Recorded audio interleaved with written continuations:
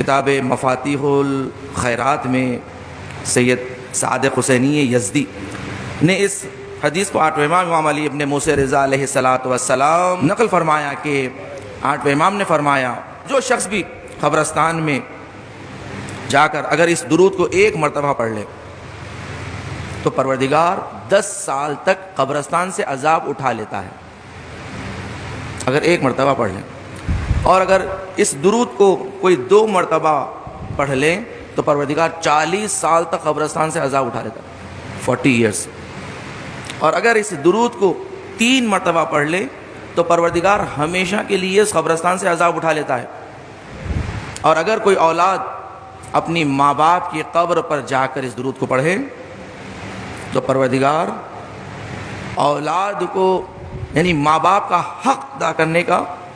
ثواب عطا کرتا ہے، یعنی جیسے اولاد نے ماں باپ کا حق ادا کر دیا ہے۔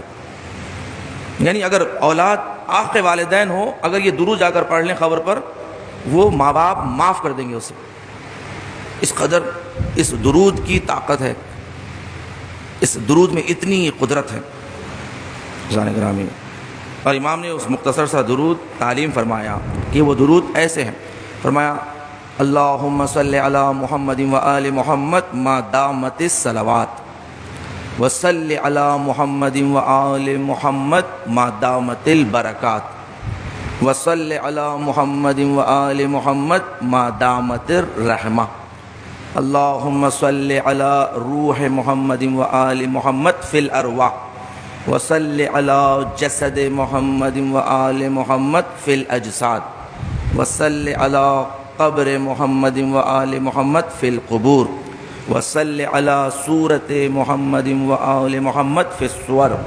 وصلی علی تربت محمد و آل محمد فی التراب وصلی علی نور محمد و آل محمد فی الانوار برحمتک یا ارحم الراحمین۔ صلوات پڑھ دیں محمد و آل محمد۔